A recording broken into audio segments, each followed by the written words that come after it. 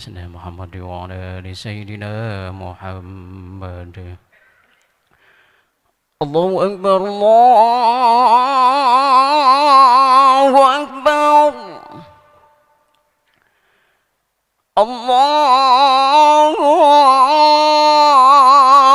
أكبر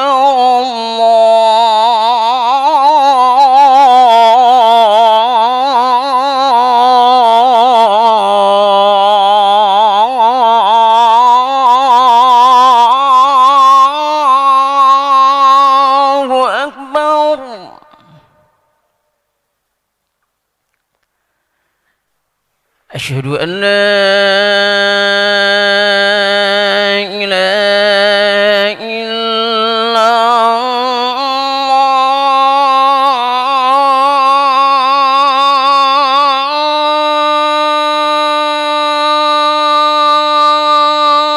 الله.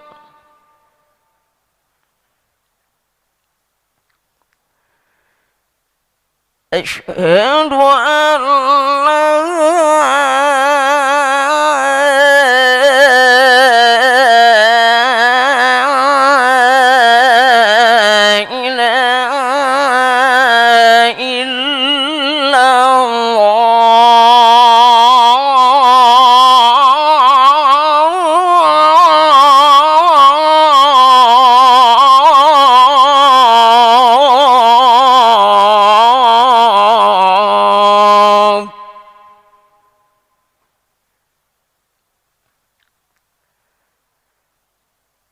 أشهد أن محمدا رسول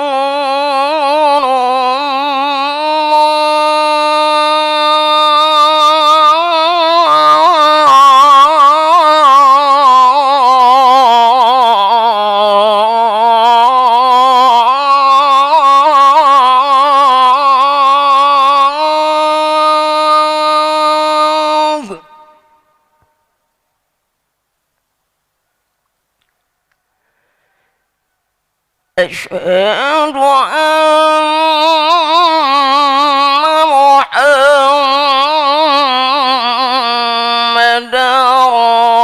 رسول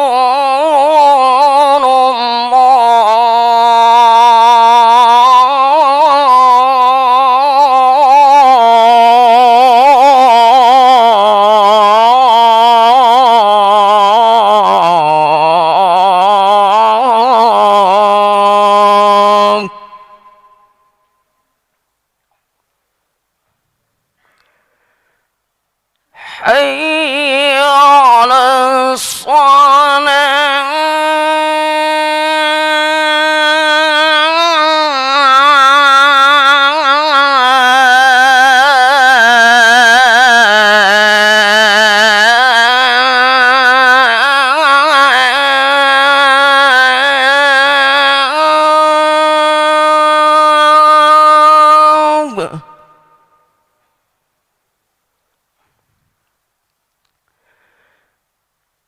حي على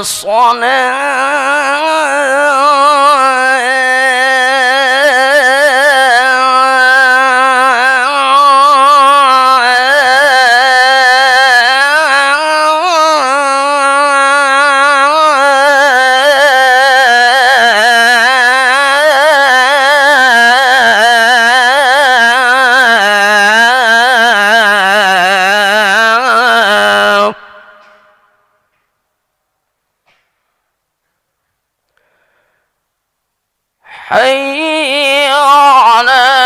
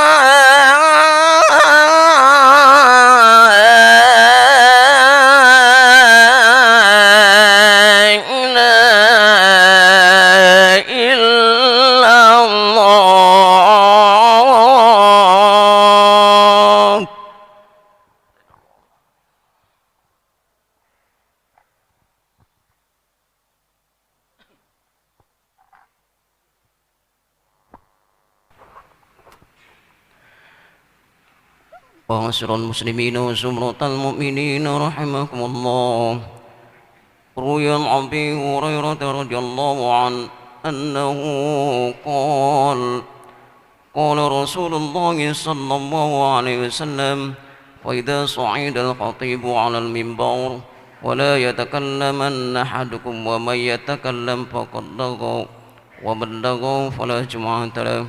أنصتوا واسمعوا وأطيعوا رحمكم الله.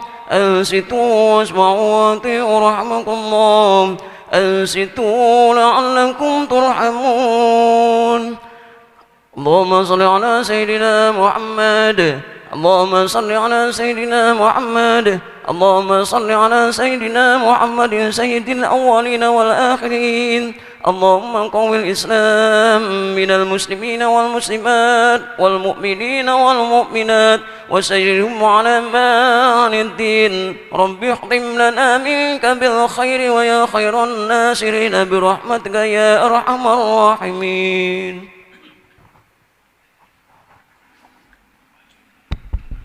Assalamualaikum warahmatullahi wabarakatuh. Allahu Akbar, Allahu Akbar, Allahu Akbar,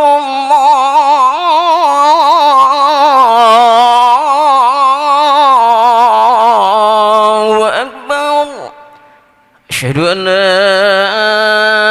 ilaha illallah.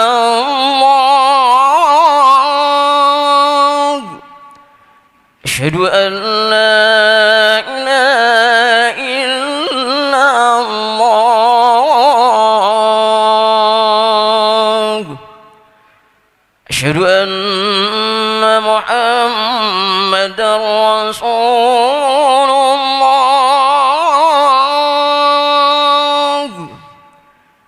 Asyhadu anna Muhammadar Rasulullah. Hayya 'alas salah.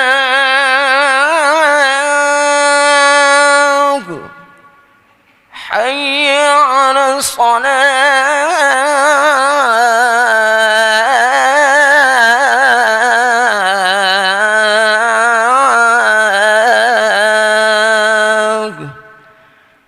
Hayya 'alal falah.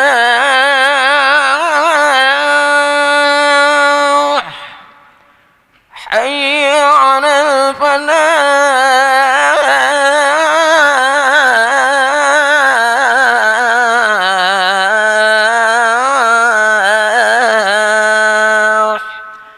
Allahu Akbar, Allahu Akbar. La ilaha illallah.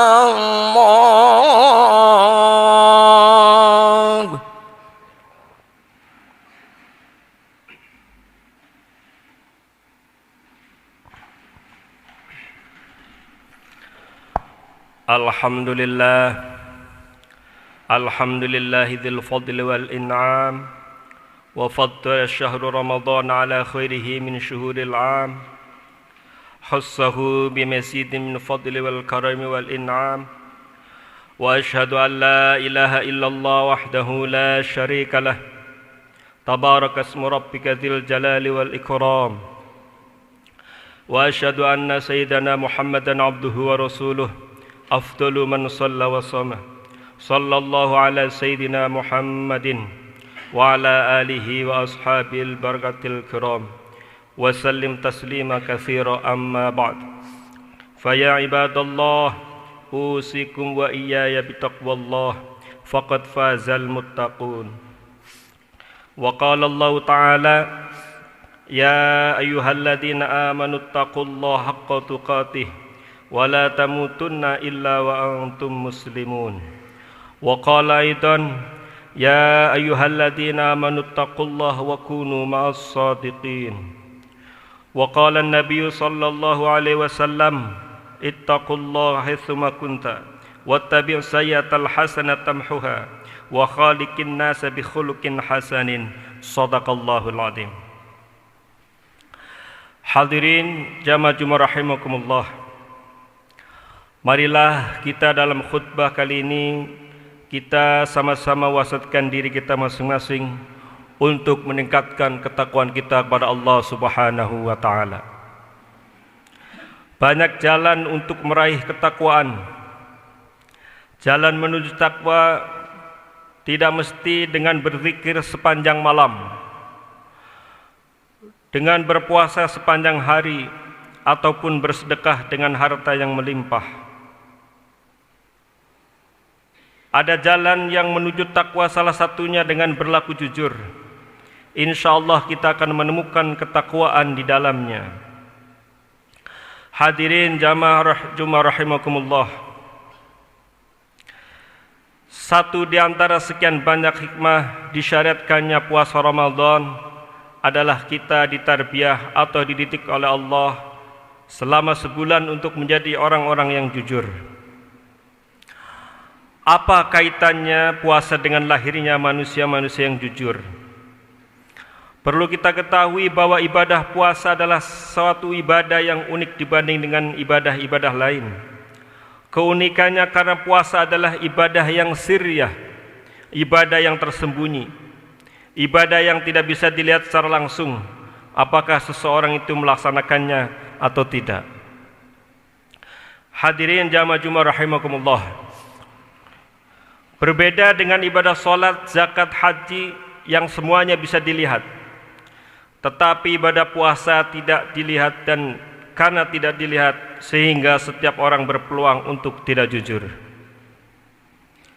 Setiap orang berpeluang untuk mengatakan saya puasa padahal ia tidak puasa. Boleh jadi ia tidak menyatakan dengan pengakuan tetapi pura-pura lapar, pura-pura haus.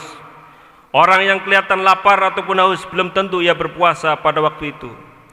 Disinilah letak benang merah yang menghubungkan antara ibadah puasa dengan pendidikan kejujuran. Karena itu semua berpuasa semata-mata mengharapkan ridha Allah Subhanahu wa taala. Kita tidak perlu mengatakan kepada semua orang bahwa kita berpuasa, tetapi kita sendiri dengan Allah yang paling tahu bahwa kita berpuasa. Apabila ada seorang muslim berpuasa lantas berbuka dikala dia memiliki kesempatan, sejatinya puasa telah berhasil menanamkan jiwa muraqabah. Disinilah letak nilai penanaman kejujuran. Kejujuran muncul karena ada satu faktor yang berharga yang ditanamkan oleh pendidikan puasa, yakni pendidikan taqarrub ilallah. Pendidikan penanaman perasaan senantiasa dalam keadaan diawasi oleh Allah Subhanahu wa taala. Keyakinan bahwa kita senantiasa dilihat oleh Allah, karena Allah senantiasa mendengar setiap perkataan. Allah senantiasa mengetahui apa saja yang dikerjakan oleh manusia. Allah Maha mengetahui apa saja yang disembunyikan oleh manusia. Jika muraqabatullah sudah tertanam dalam jiwa, maka akan lahirlah sifat kejujuran. Bahkan secara bersamaan juga akan lahir sifat takut kepada Allah, sehingga ia akan terhindar dari perbuatan-perbuatan dosa. Sebab setiap ia hendak melakukan perbuatan dosa, maka sesungguhnya ia tidak akan menemukan suatu tempat manapun di dunia ini yang aman dari penglihatan Allah. Sebagaimana firman Allah dalam Al-Quran surat Al-Hadid ayat 4, A'udzu billahi minasyaitonir rajim, wa huwa ma'akum aynama kuntum wallahu bima ta'maluna basir. Dan dia bersama kamu di mana saja kamu berada, dan Allah Maha melihat apa yang kamu kerjakan. Hadirin jamaah Jumat rahimakumullah. Sifat kejujuran di zaman sekarang ini menjadi sesuatu yang sangat langka di negeri ini. Inilah jawabannya terhadap pertanyaan mengapa angka pelaku korupsi dan berbagai penyelewengan semakin meningkat. Padahal negara kita sudah punya lembaga independen yang bernama KPK. Kejujuran itu merupakan sikap yang sangat berharga, sekaligus pertaruhan integritas seseorang di hadapan orang lain.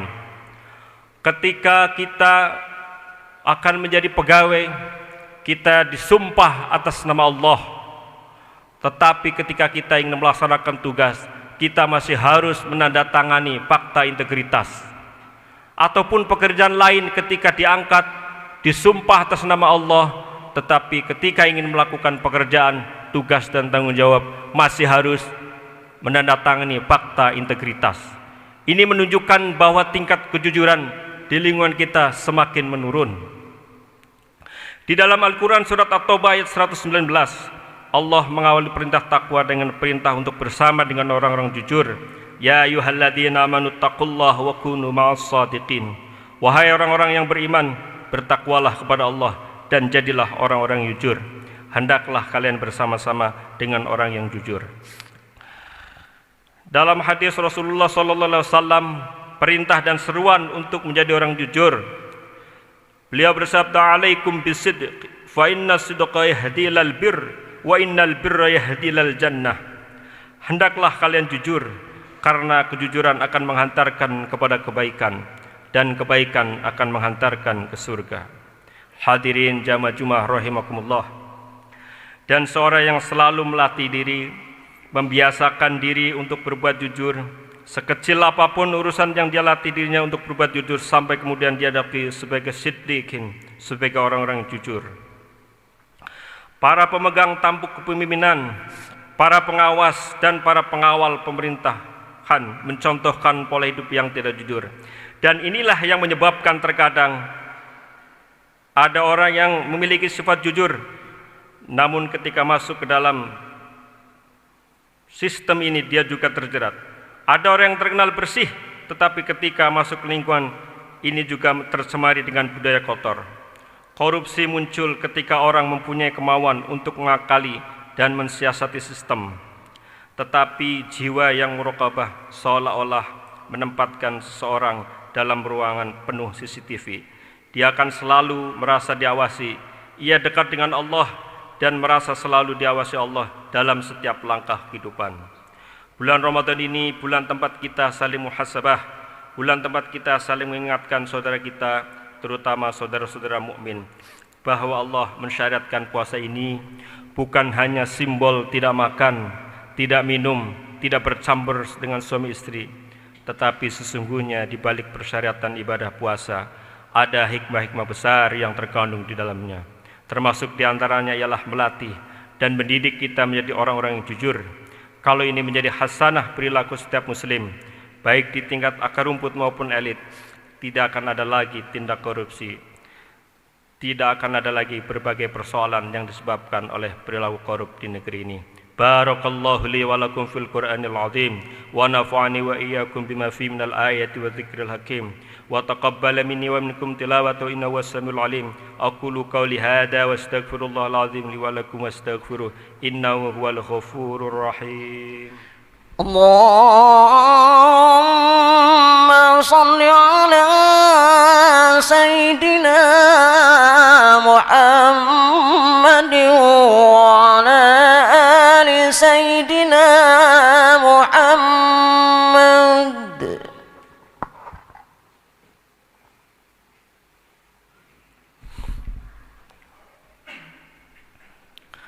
Alhamdulillah. Alhamdulillah ala ihsani wa syukru lahu ala taufiq wa amtinani. Wa asyhadu an la ilaha illallah wahdahu la syarika lah. Wa asyhadu anna sayyidana Muhammadan abduhu wa rasuluh ad-da'i ila ridwanih. Allahumma salli ala sayyidina Muhammad wa ala alihi wa ashabihi wa sallim tasliman katsira.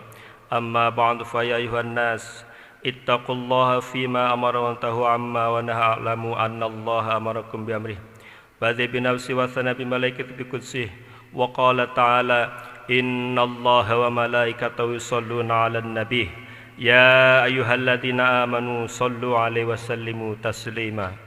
Allahumma salli ala sayyidina Muhammad sallallahu alaihi wasallam wa ala ali sayyidina Muhammad wa ala anbiya'ika wa rasulika wal malaikatil muqarrabin wa radallahu khulafa'ir rasyidin Abi Bakar wa Umar wa Utsman wa ali baqiyatus sahabati wat tabi'in wa tabi'in lahum bi ihsan ila yaumiddin wa rada'anna mahum bi rahmatika ya arhamar rahimin.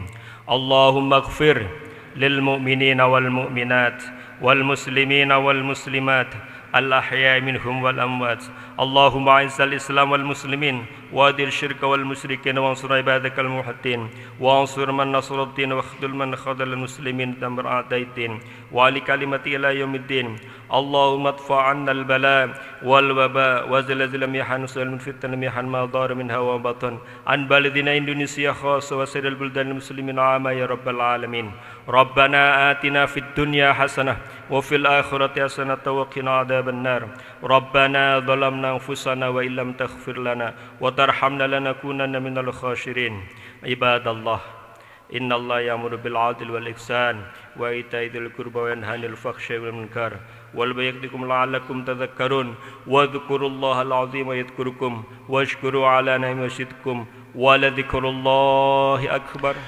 الله أكبر الله أكبر أشهد أن لا إله إلا الله أشهد أن محمدا رسول الله حي على الصلاة حي على الفلاح قد قامت الصلاة قد قامت الصلاة الله أكبر لا إله إلا الله La ilaha illallah Muhammad Rasulullah. Mohon barisan diluruskan, dirapatkan. Dan sekali lagi bagi pembawa alat komunikasi untuk sejenak dinonaktifkan demi kekhusyuan salat kita.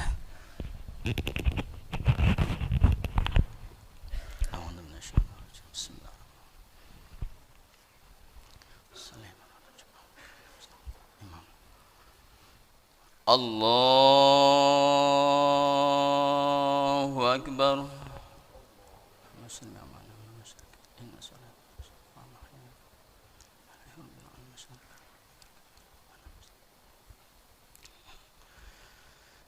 Bismillahirrahmanirrahim. Alhamdulillahi Rabbil Alamin. Ar-Rahmanir Rahim. Malik Yawmiddin. Iyyaka na'budu wa iyyaka nasta'in. Ihdinas siratal mustaqim. Siratal ladzina an'amta 'alaihim ghairil maghdubi 'alaihim waladdallin. Amin.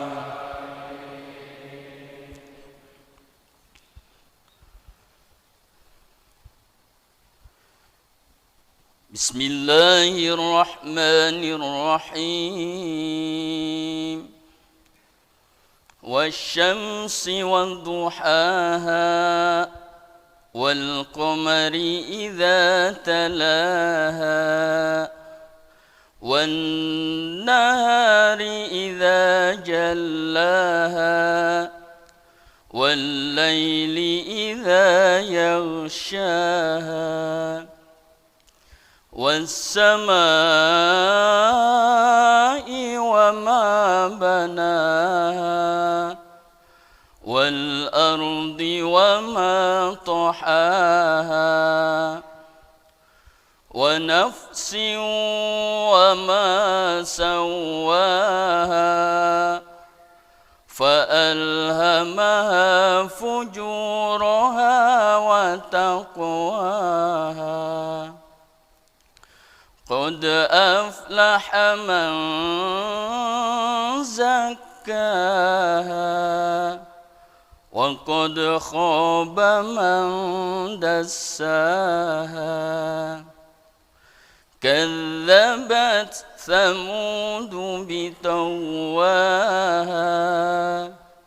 إذ انبعث أشقاها فقال لهم رسول الله ناقة الله وسقياها فكذبوا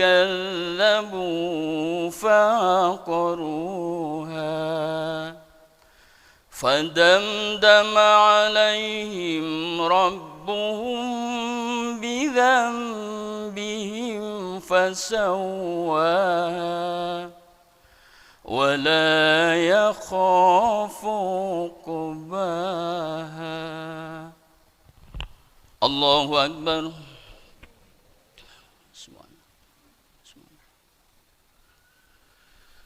سمع الله لمن حمده. الله أكبر.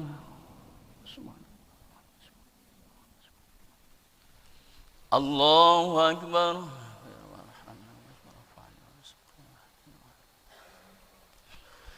الله أكبر.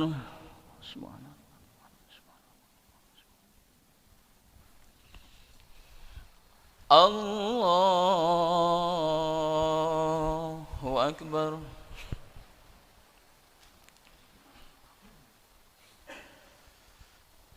بسم الله الرحمن الرحيم. الحمد لله رب العالمين الرحمن الرحيم مالك يوم الدين. إياك نعبد وإياك نستعين. اهدنا الصراط المستقيم صراط الذين أنعمت عليهم غير المغضوب عليهم ولا الضالين.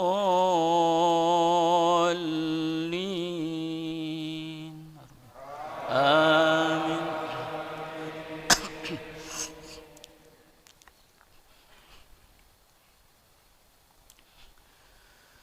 بسم الله الرحمن الرحيم.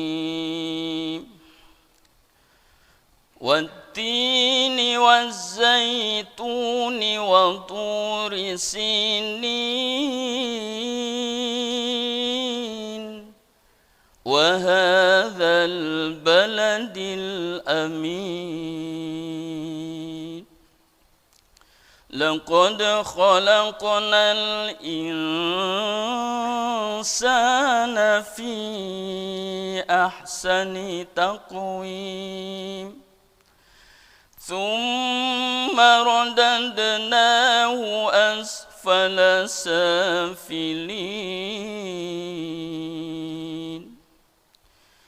إلا الذين آمنوا وعملوا الصالحات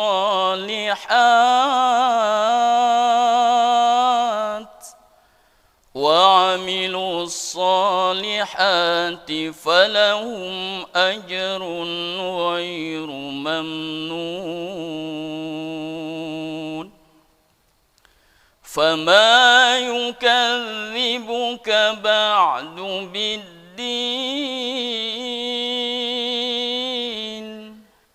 أليس الله بأحكم الحاكمين. بلى وأنا على ذلك من الشاهدين. الله أكبر.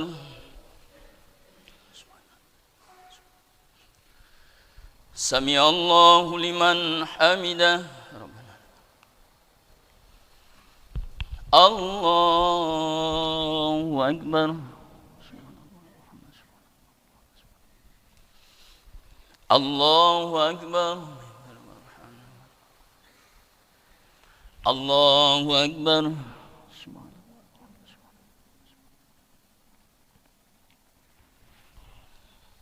الله أكبر. التحيات المباركة الصلوات. السلام عليك أيها النبي ورحمة الله. السلام علينا وعلى عباد الله. أشهد أن لا إله إلا الله. أشهد أن محمدا رسول الله كما صلينا وبارك يا مكرم. Assalamualaikum warahmatullahi wabarakatuh. Assalamualaikum warahmatullahi wabarakatuh. Al-Fatihah. A'udzu billahi minasyaitonir rajim. Bismillahirrahmanirrahim.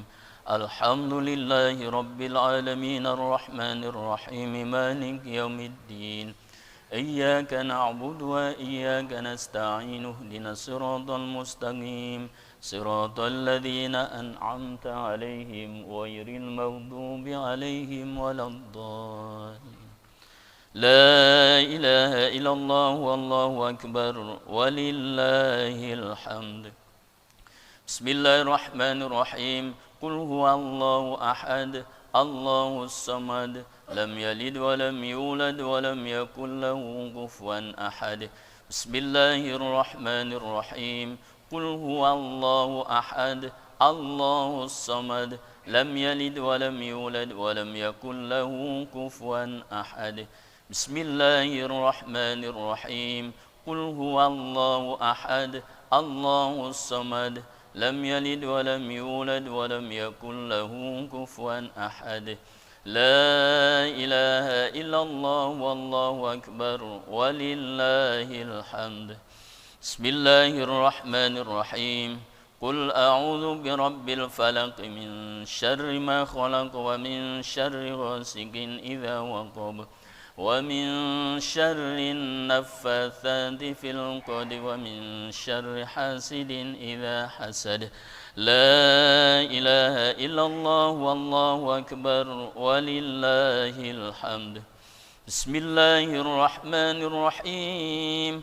Qul a'udzu birabbin nas malikin nas ilahin nas min syarril waswasil khannas alladzi yuwaswisu fi sudurin nas minal jinnati wan nas. Astagfirullah. Allahumma salli wa sallim ala sayyidina wa habibina wa sabina wa karimina dukhrina wa maulana Muhammad wa sallim radallahu ta'ala an kulli sadatina sabi rasulillah ajma'in walhamdulillahi rabbil alamin. Hamdan syakirin, hamdan na'imin, hamdan yuwafi ni'amahu wa yukafi mazidah. Ya Rabbana walakal hamdu walakal syukru kama yanbaghi li jalali wajhikal karim azimi sultanik. Allahumma ighfir lana liwalidayna warhamhuma kama rabbayana saghira wa li masyayikhina wa li ustadzina wa li ikhwanina wa li jami'il muslimin wal muslimat wal mu'minina wal mu'minat al ahya'i minhum wal amwat. Allahumma salli ala sayyidina Muhammad salatan tunjina biha min jami'il ahwali wal afat وتقضي لنا بها من جميع الحاجات وتطهرنا بها من جميع السيئات وترفعنا عندك على الدرجات وتبلغنا بها أقصى الغايات من جميع الخيرات في الحياة وبعد الممات. ربنا هب لنا من أزواجنا وذرياتنا قرة أعين واجعلنا للمتقين إماما. ربنا وتقبل دعانا وصلاتنا وركوعنا وسجودنا وقراءتنا وإسلامنا وقيامنا وصيامنا وتسبيحنا وتهليلنا. اللهم تقبل منا إنك أنت السميع العليم وتب علينا إنك أنت التواب الرحيم. يا الله بها يا الله بها يا الله بحسن الخاتمة. ربنا آتنا في الدنيا حسنة وفي الآخرة حسنة وقنا عذاب النار وادخل الجنة مع الأبرار العزيز غفر يا رب العالمين.